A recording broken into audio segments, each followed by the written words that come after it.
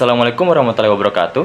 My name is Muh.Fathan Ardiansyah. I'm from Class A, and I made this video to fulfill my mid-test for the course Reading for Professional Purposes. So, we were told to make a summary about what we have learned since the first week until the 7th meeting. And also, we were told to make a video about us reading the summary. So, here I am, and I will start.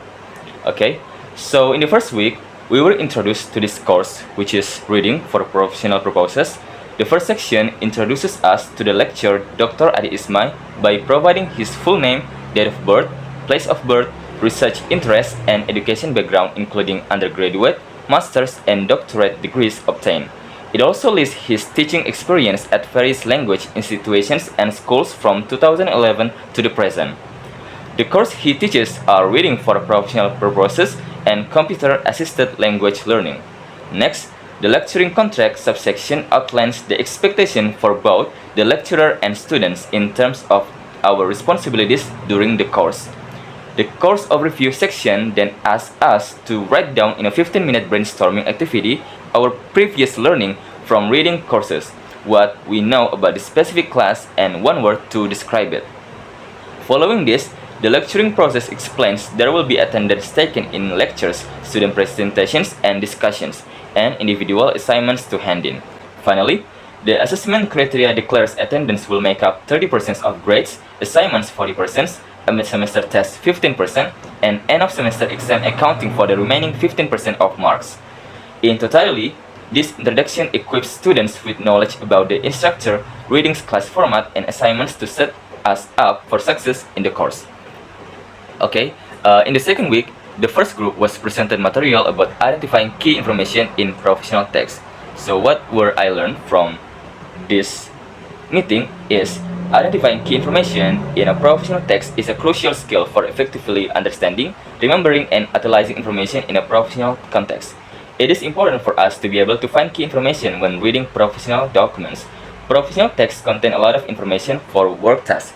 To use this information well, we must identify what is most important. Key information includes main ideas, facts, and data that support the central points or goals of the text. There are several techniques to find key information. These include skimming, scanning headings, taking notes on content, finding important details in paragraphs, summarizing notes, and rereading. Using critical thinking also helps uncover important information. Being able to pick out key details has benefits. It helps us to understand text better. We can read more quickly. It improves how we communicate and make decisions related to work. In summary, identifying key information is a useful skill for understanding and applying information from work documents. And in the third week, the second group was presented material about understanding structure and organization of professional text.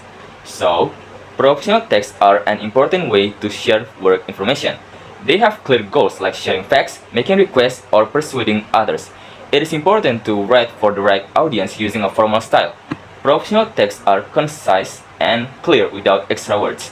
Common professional texts include reports. Good reports have sections like the executive summary, introduction, methodology, results, and discussion. Information should be organized logically with clear structure. Things like tables and graphs can help explain complex ideas visually. Use an active voice with strong verbs. Be precise without repeating yourself. Formatting is important for readability. Things like headings, spacing, fonts, and alignments all contribute. It takes practice to be a good professional writer.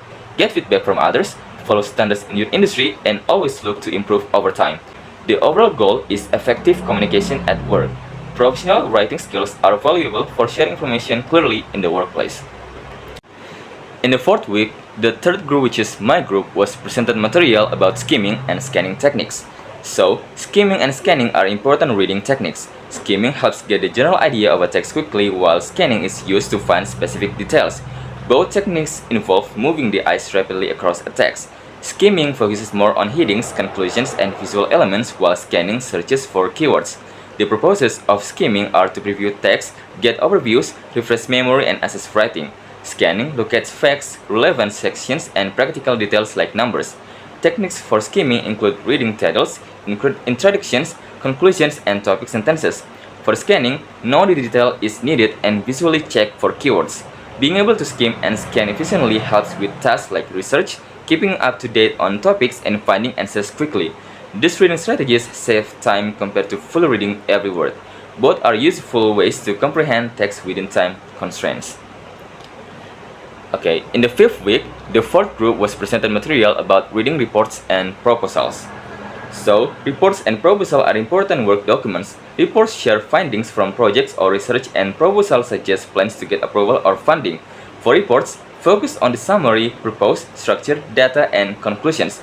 Take notes and think critically. For proposals, read the whole thing first, pay close attention to sections like budget, and check the structure and consistency.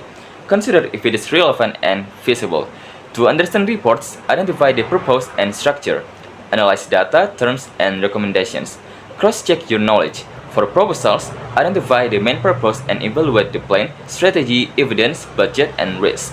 Discuss with others if needed. Be careful not to miss sections or let biases affect your understanding. Note any confusions and recommendations. Careful reading these documents helps make good work decisions. The tips can help absorb the information more efficiently. Okay, in the sixth week, the fifth group was presented material about critical reading for professional purposes. So, critical reading uses deeper analysis than surface level reading. It has mental benefits and improves learning over time. The brain is more active during critical reading, strengthening cognitive skills. Readers understand and remember more by focusing on the key details. It develops critical thinking and problem-solving abilities. The steps are to first read normally, then carefully while taking notes. Look up any unfamiliar words to fully understand. Think about word choices and the author's intent. Form your own conclusion based on analysis. Effective strategies include previewing text, engaging fully with attention, asking questions, summarizing important points, and critically evaluating the writing. Taking a critical approach enhances comprehension and allows learning from what is read.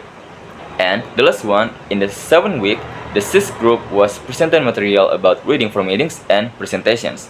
So, readings for meetings and presentation is a specific skill that focuses on deep understanding and effectively sharing information. It goes beyond just reading words but involves analyzing, extracting key points, and organizing them clearly. There are different types of reading like skimming, scanning, and intensive reading when preparing.